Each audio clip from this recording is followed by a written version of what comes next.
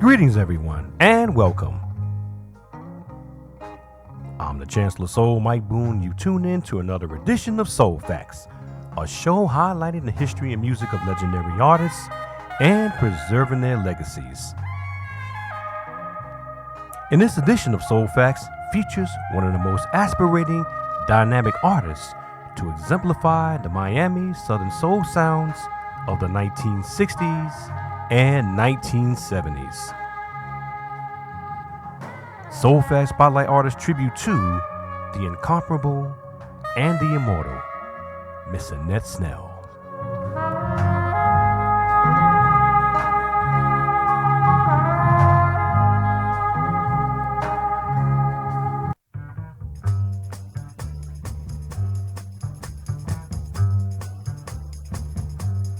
Born on Thursday, March 22, 1945 in Sandersville, Georgia, the county seat of Tennille, Washington, or Orlando, Florida, as some sources say, Annette Slim Snell was an extraordinary artist whose gifted voice was inaugurated at 18 years of age as a member of the vocal backing group called the Mar-Vells, all local girls from Florida that consisted of Annette Snell lead, Maddie Levette, Loretta Ludlow, and Addie Williams, who did live concerts and uncredited session work for various Florida musicians and artists. The Mar-Vells with Dee Jones and the Continentals released their first single on a local independent label entitled Go On and Have Yourself a Ball, back with How Do I Keep the Girls Away on Angie in December of 1963, and was later featured on the Butane imprint for the Jamie Godin distribution in 1964.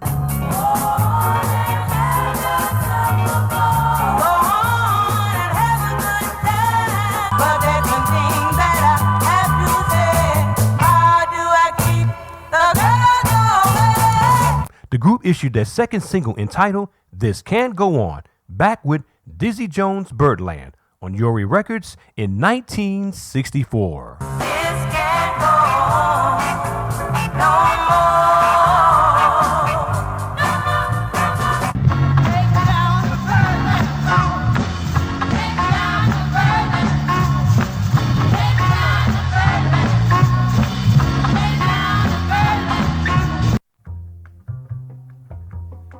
Rechristened as the Fabulettes, consisting of the same lineup, the group signed with Fred Foster's Monument Records. Now, the name change might have been a decision decided by the company, although the girls still perform under the same former moniker, the Mar-Vells. The label released The Bigger They Are, The Harder They Fall, back with Mr. Policeman in 1965. The bigger they are.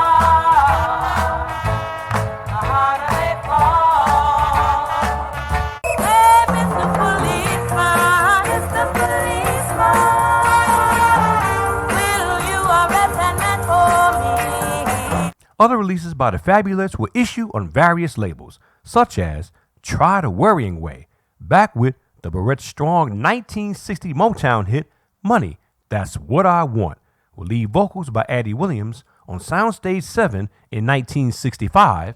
If you wanna lose a pound a day, try the worrying way. I need money, that's what I want. Screaming and Shouting, back with I'm in the Mood for Love, also on Soundstage 7 in 1966. And I'm feeling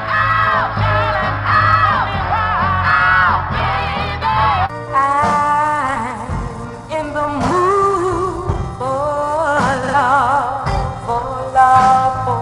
love. The Funky Muddy Waters, back with Stickin' Kinda Man on Access in 1967. Those muddy waters are to get to you. Oh yeah, to get next to you. Oh, listen now. If you got a good man, he's a sticking kind of man.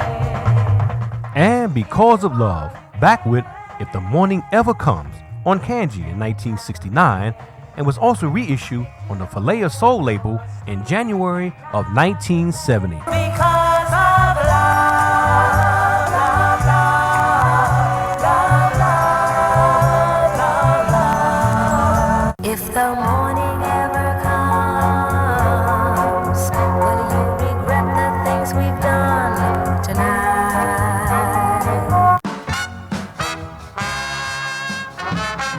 Annette Snell departed from the Fabulettes in the summer of 1968 after a 2-week gig at a nightclub called Here's to the Losers, located in Dallas, Texas. The group were booked for a USO tour of Vietnam later that year, but canceled when Annette left the group. During her tour with the Mar-Vells, Snell met singer-songwriter Paul Kelly. Kelly had come up as a member of various Miami bands, such as the Valadiers and the Del Myers.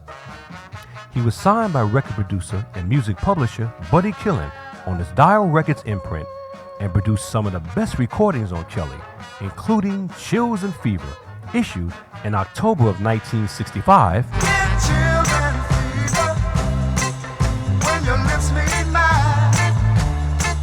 And the controversial Stealing in the Name of the Lord, released on Happy Tiger in May of 1970.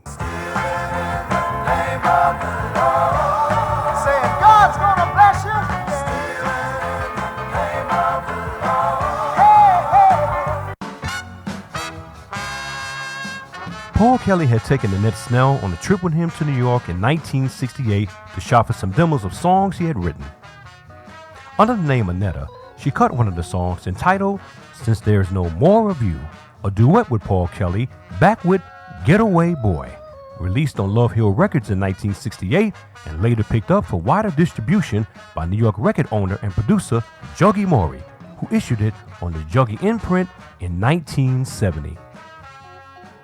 Without proper promotion, the single once again went nowhere. What am I gonna do? Since there's no more you. So get away, ain't gonna be a fool. Ain't gonna let you ruin my life, just ain't gonna be misused.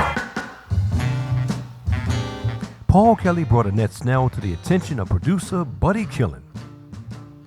No persuasion was necessary. Killen was smitten with her voice and signed her without delay to his Dial imprint. Buddy Killen founded the Dial imprint because of his association with singer great Joe Tex. Paul Kelly wrote 6 substantial songs for Snell sessions that took place at Buddy Killen's Sound Shop recording studio in Nashville, Tennessee, that appeared in various combinations for her Dial singles. Her first issue on the imprint was the uncharted beautiful ballad entitled Footprints on My Mind, back with the gospel tingle I'll Be Your Fool Once More, released in early 1973.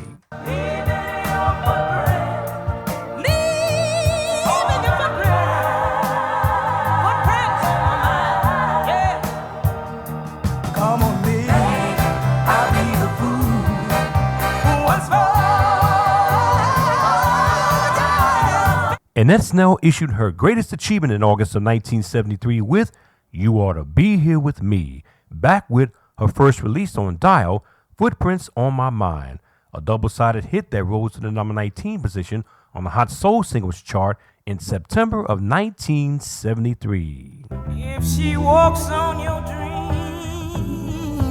you ought to be, oh baby, you ought to be here with me, baby.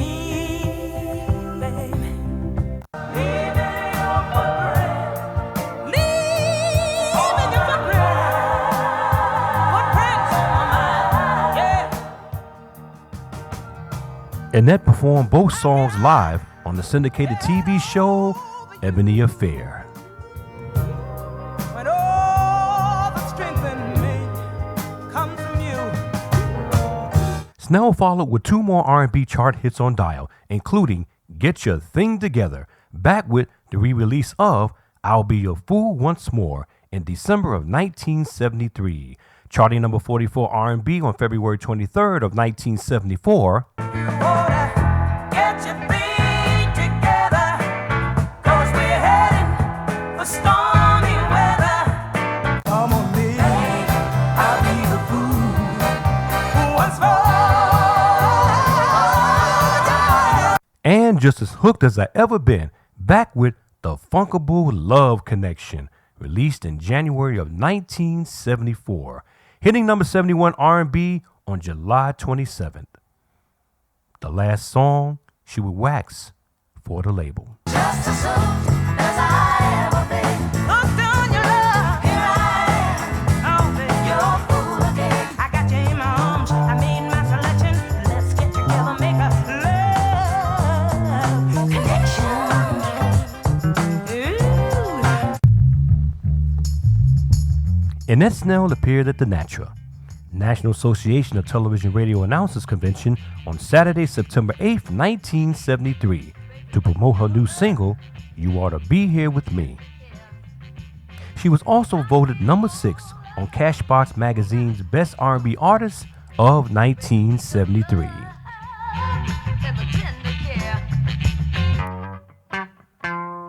Annette performed in an outdoor event that took place at Federal Hall in downtown New York, hosted by top New York disc jockey Eddie O.J., with special guest vocalist Tony Drake of Let's Play House fame, released on Musical Records in 1969, and composer of the Chi-Lites' 1972 B-side hit Living in the Footsteps of Another Man, featured on their platinum 1972 album A Lonely Man, that was number 1 for 5 weeks on June 10th of the same year. The festival occurred in 1975.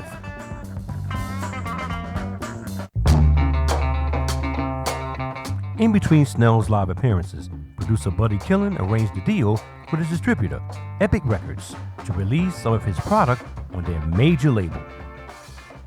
Killen decided to hold Annette Snell sessions at Muscle Shoals Sound Studios in Alabama with the legendary house band known as the Swampers, who were formerly with Rick Hall's famed studios during the 1960s, who also played with some of the greatest R&B pop artists, such as Aretha Franklin, Wilson Pickett, Percy Sledge, Jimmy Hughes, Percy Sledge's cousin, the Rolling Stones, Candy Staton, Clarence Carter, and so many others.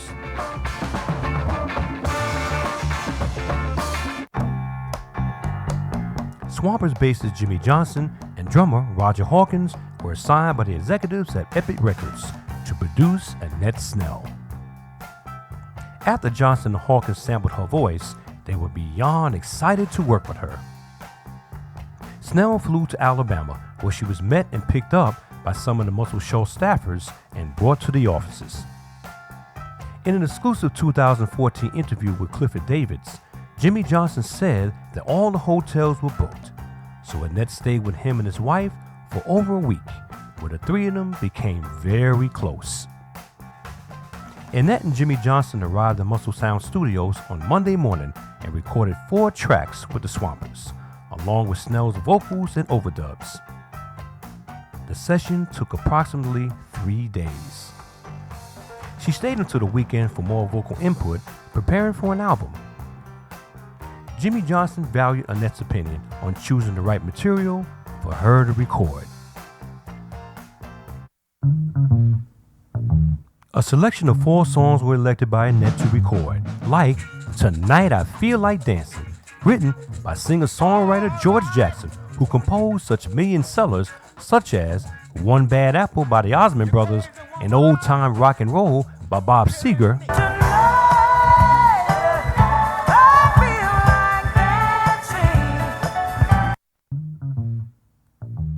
Promises Should Never Be Broken, and It's All Over Now by Jerry Weaver, who co-composed I've Been Lonely for So Long for singer-songwriter Frederick Knight, released on Stax Records in 1972. Promises should never be broken, and words should always be true when they're spoken. And Oh Baby, I Think I'm Falling in Love by singer-songwriter Prince Philip Mitchell. Background vocals and music arrangements were provided by songwriter Ava Aldridge, who was accompanied by 4 backing vocalists.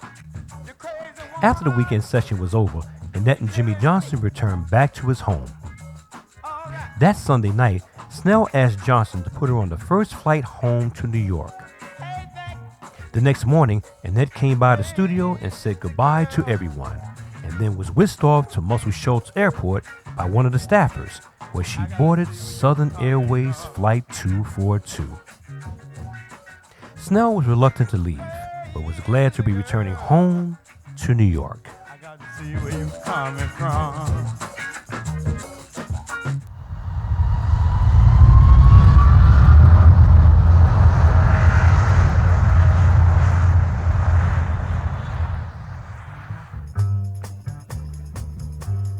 Annette Snell left Muscle Shoals Sound Studios that week feeling with a burst of enthusiasm about her future.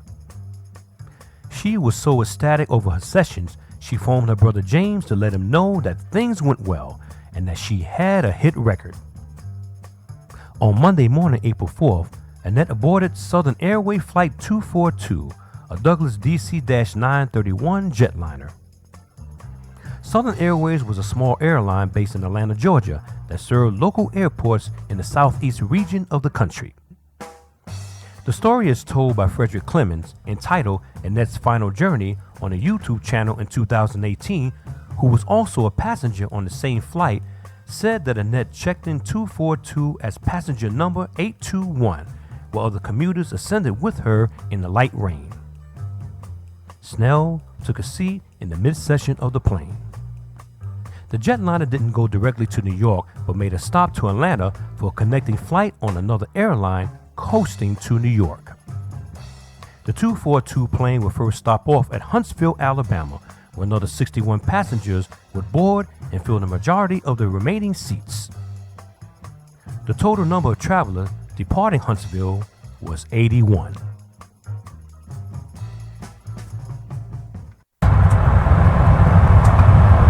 A strong weather front was making its way from the west to the east throughout the southeast states on a warm spring day. The ride on Flight 242 was expected to be bumpy. The mid-afternoon climb from Huntsville Airport was mildly rough as they passed through low-hanging clouds.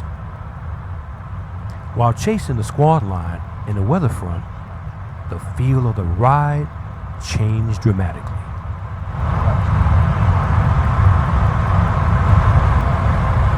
The pilots viewed a big picture of the tempest ahead and were working to find a route through, so it would avoid the roughest patches.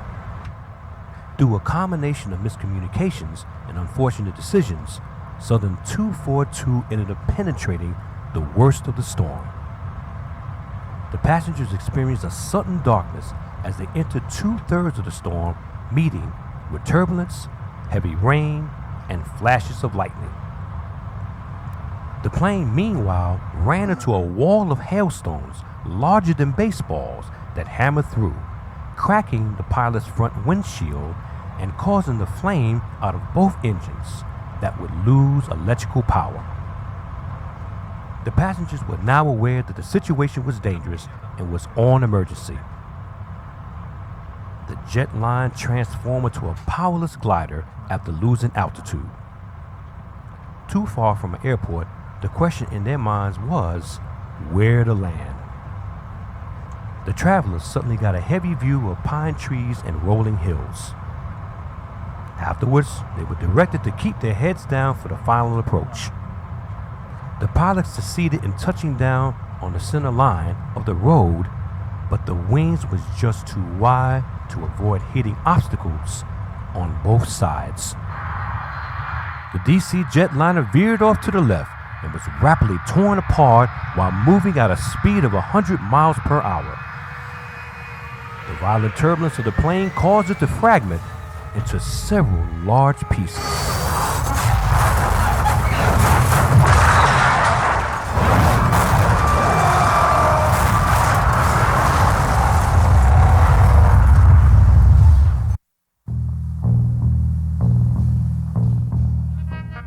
"63 people on the aircraft, including the flight crew, Annette Snell, and 9 people on the ground died. 20 passengers would survive, along with 2 flight attendants. The crash took place on the highway of a small community called New Hope, Paulding County, Georgia. Swampers bassist Jimmy Johnson's brother Earl Johnson was one of the passengers aboard Flight 242 who managed to escape the flaming wreckage, only sadly to die 28 hours later.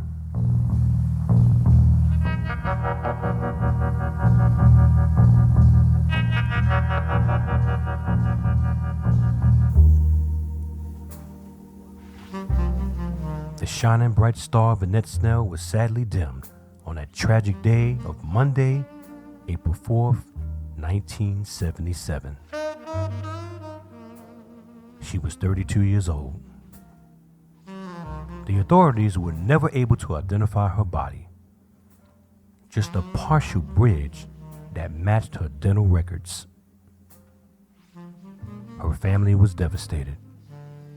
They were convinced that she had survived and certain that they had seen her on the evening news, dazed and wandering around the crash site.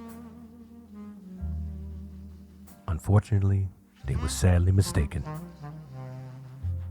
Annette Snell was buried in Dade North Memorial Park Cemetery in Opelika, Florida.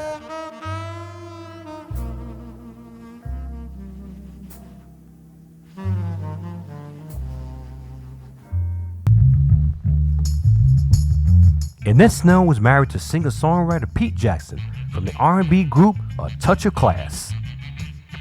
Jackson, along with his brother Gerald, co-wrote the 1976 million-selling disco hit Turn the Beat Around, recorded by singer-actress Vicki Sue Robinson on Friday, September 26, 1975, and released in February of 1976. Turn the beat around. Love to hear percussion. After the Airways crashed 242, bassist Jimmy Johnson contacted one of the executives from Epic Records and had a productive conference meeting with him about Annette Snell's uncompleted recordings. Epic gave permission for Jackson and the Swampers to finish the tracks. Johnson said it was a rough process finishing them. Afterwards, 2 singles were released. It's All Over Now, first as a promo single, then as an A-side to Promises Should Never Be Broken. Jimmy said that Epic never made an effort to promote her products because of her untimely death. He said had Annette Snell had been an established artist, even in death, the label would have promoted her extensively. The company was more concerned over profits and returns. Johnson said that Annette Snell was a dynamite singer and would have succeeded in the spirit of Aretha Franklin and Dionne Warwick.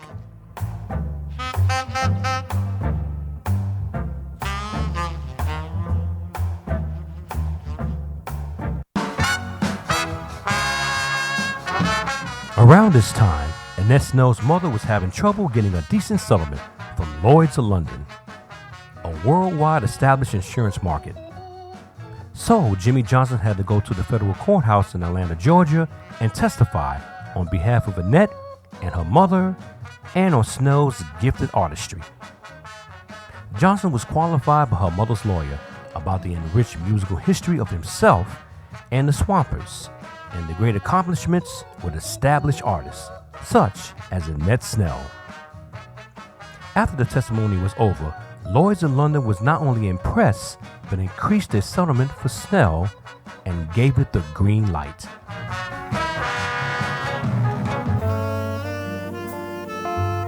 During the mid-millennium, 2 memorial commemorations took place for the Southern Airways Flight 242 crash. The first was on Sunday, March 30th, 2014, where bassist Jimmy Johnson presented 2 unreleased recordings of Annette Snell to his sister Bernadette.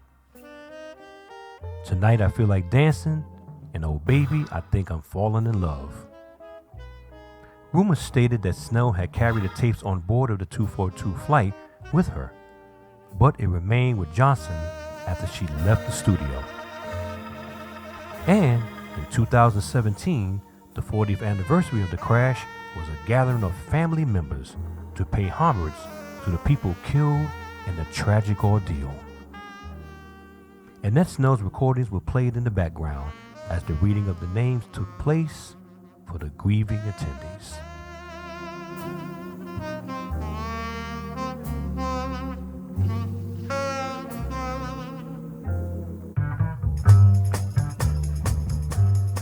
The family of Annette Snell founded the Annette Snell Scholarship.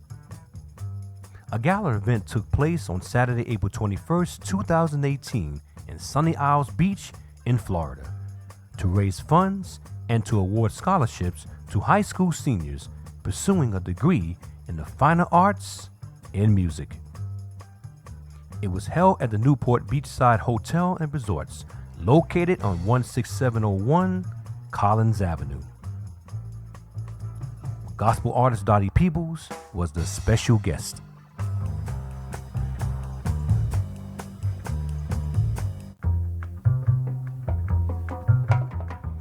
You know, talent is the essence of natural ability, aptitude, and creativity, contemplating one's goals of ambition and destination. Annette Snell was among those stellar talented performers whose golden vocals was just as lustrous and radiant as the rays of a beautiful sun. Let's just be thankful that the music outlives the woman. Until we meet again, R&B soul fans of the land, I am the Chancellor Soul. You ought to be, oh baby, you ought to be here with me,